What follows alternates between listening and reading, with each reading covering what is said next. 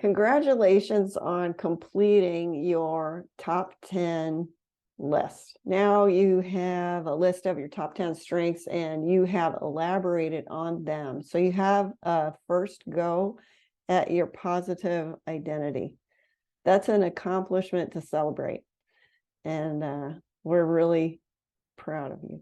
So now what we want to do, since Gerald and I have been through a few iterations of our positive identity, our top 10 list, our elaborations, we want to share with you how we continue to work on them. We've said several times that this is a lifelong process. So we want to show you how we make progress ongoingly with our top 10 list. And Gerald, do you want to start by sharing a positive moment that you've had recently? Okay. Well, I could start with one that I was very recently, a few hours ago when I woke up this morning.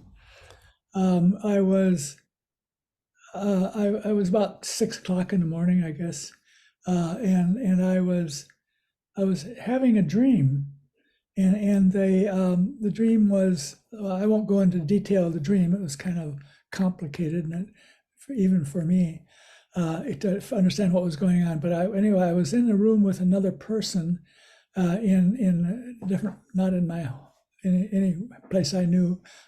Anyway, and we were doing some task. It was a little bit shady. I don't know for sure what it was, but we were doing something against the wall, and it was some desk and something in the other part of the room, and we were doing a process that involved a credit card for crazy things, and I can't explain the details, but anyway, I was doing this with this, and I was over there, and the other fellow was sitting behind me, and I was feeling I was successful in making something happen that we were doing, using this credit card in this place, and so then I came back to where he was sitting, and I said, well, I don't know, maybe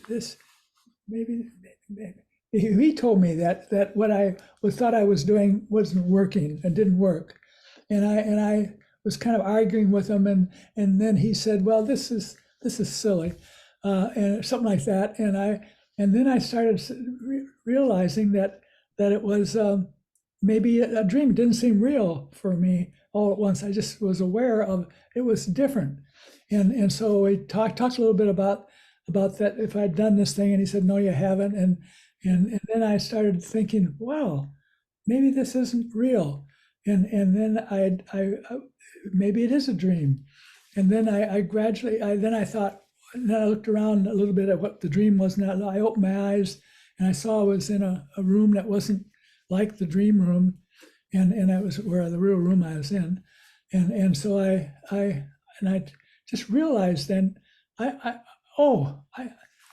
was dreaming, and I couldn't quite believe that I wasn't, but then I realized, yeah, I'm really not dreaming. So that was the situation, and I got up and I wrote it down. Kind of, I didn't read what I just wrote, but anyway, that was the thing. But so that was the experience I had. It was recognizing I was in a dream, and finally coming to terms with, yes, I was, and wasn't that interesting that didn't think I was dreaming, and then had this period of arguing with the fellow and so forth, and then I realized, no, of course I was dreaming. That was so there were feelings. You mentioned that it was interesting. Is that the positive feeling that went with that positive moment? Yeah, well, yeah, the fact that I was in this dream, and I didn't know it was a dream, and then I came to know it was a dream. So it was this awareness of what was happening to me, and then that was what was happening there. And it felt good. Yeah, it just felt like good. Oh yeah, and dreaming has always been a puzzle for everybody. Nobody really knows what dreaming is all about, right? And I just feel that being aware of it like that, and then aware that I'm not dreaming, and being so clear about it is kind of a different experience. It's kind of like you're you're knowing something a little better than you used to know what it was. Yeah. All right, let's see if we can plug that into your top 10 Okay. list.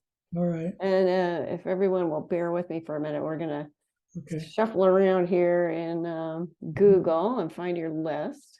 Here Okay. it is. And let's just go over this again and see the overview and see if we find a place to put that experience. It'd be not in the early part. I think it'd be toward the end. Okay. Um, yeah.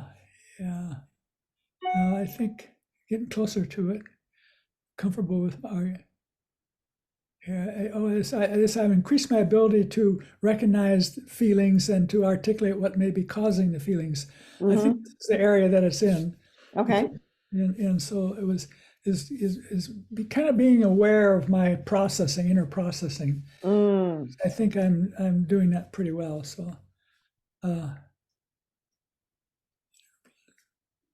processing, including we could say including being aware of when I'm dreaming, when I'm not dreaming, and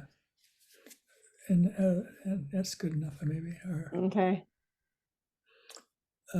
yeah, I think that it's just a sign of being aware of what my mind is doing. Yeah. Mm-hmm. Which I think I am getting better at that all the time. Yeah. Mm-hmm. Okay. Mm-hmm. That's great. Yeah. Is that Okay. good for now? I'm gonna put a comma in there. Okay. Yeah, good. Let's Yeah. see. A little editing. Okay. Okay, that works well. Good. Okay, why don't you do something like that? All right. I will. I've had a great morning already. Mhm. And I did a few things, did some walking. It's a beautiful day, and I even wrote a poem at a cafe. But I want to focus in on a really small moment during an exchange with a neighbor. Mhm. There's a new neighbor, and I noticed that he had put his bicycle down in the basement in a bike rack. And it happens that I had my bike stolen from the same rack. And so it had been on my mind to tell him that.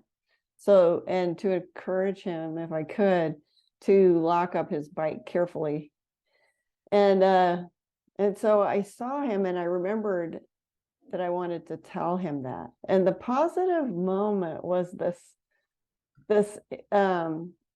noticing this tiny little interesting thing in our dynamic, which was that I'm a lot older than he is. And when I told him about the bike, he said, oh yeah, I remember they said you should, when we moved in, they said either you should lock it or you don't have to lock it. And it occurred to me that because I'm older, he was thinking of me as someone who knows the rules and as someone who was filling him in on the rules. Like he was viewing me as an authority. And I said, no, it's not really a rule or anything. It's just like a friendly neighbor thing. And I don't know why that tickled me so much, but this made me feel close to him. That there was something vulnerable that he showed to me in that moment of being uncertain of, he's a kid and he's living in this nice apartment for maybe it's the first time he's had an apartment. I don't know what. Anyway, he's young. And it just made me feel like precious towards him. I just thought he was the most precious person in the whole world right then. And so that was a positive moment. That was a positive moment. It's one that I don't fully understand. It just made me feel really good. I felt caring toward him and kind of intimate with him. I don't know what's the right word. Intimate always brings up images of lingerie or something, but No.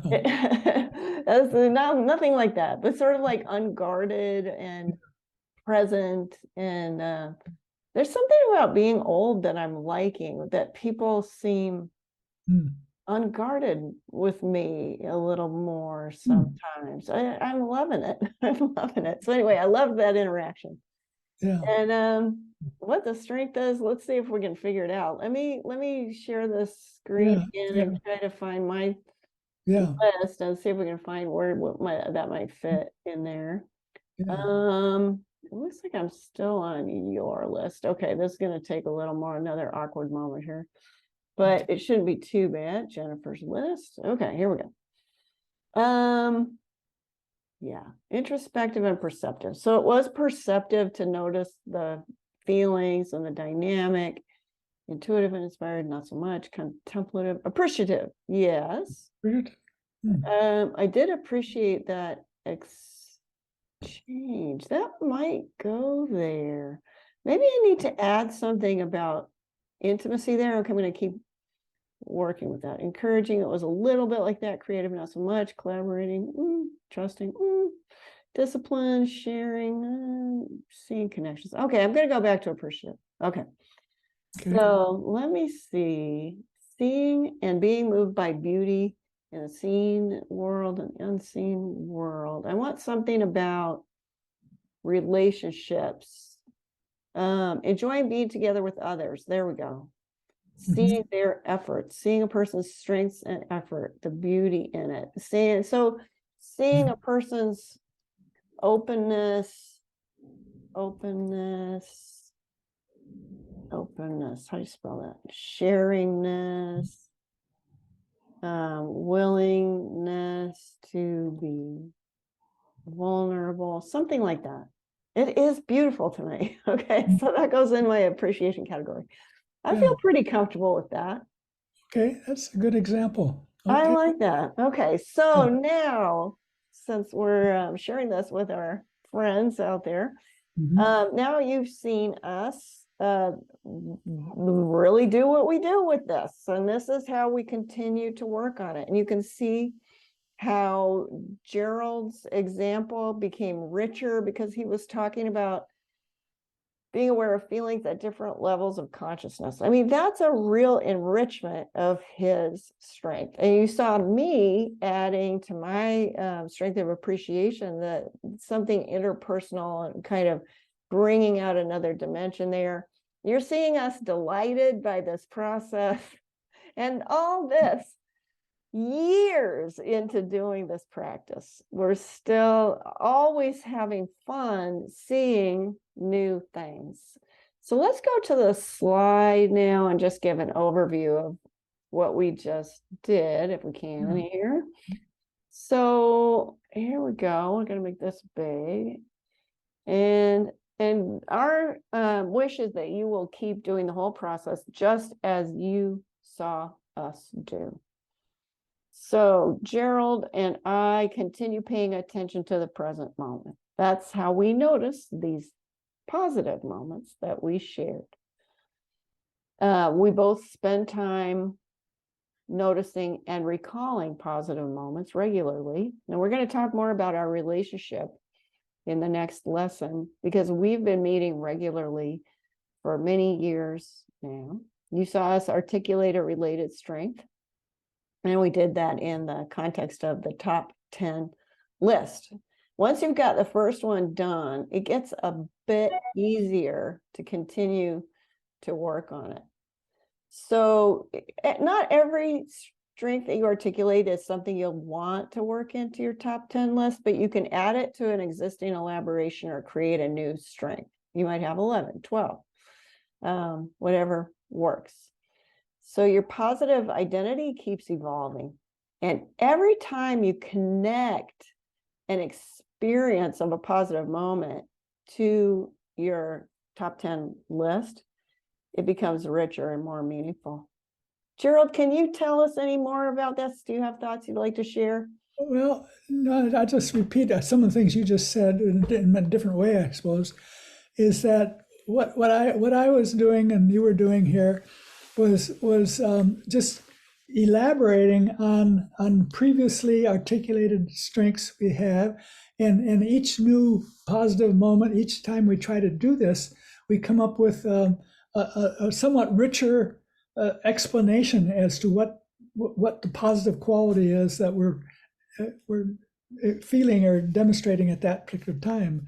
So I think that it's just a lifetime experience of is continuing getting more articulate about how we see ourselves and how we feel about ourselves, and that's in a positive sense, and we become more aware of positive moments when they occur, and how we learn from those to just see ourselves more clearly in more the ways that we want to describe ourselves. So that's what the process is, and we do this. We don't stop doing it after doing it for a few months and then say we're done. No, we keep doing it for the rest of our lives because we're just enriching ourselves for this, and our lives we're getting richer and more satisfying, and we're experiencing more as we get older. We know more about ourselves and feeling good. So that it's just a great process to make your life more positive.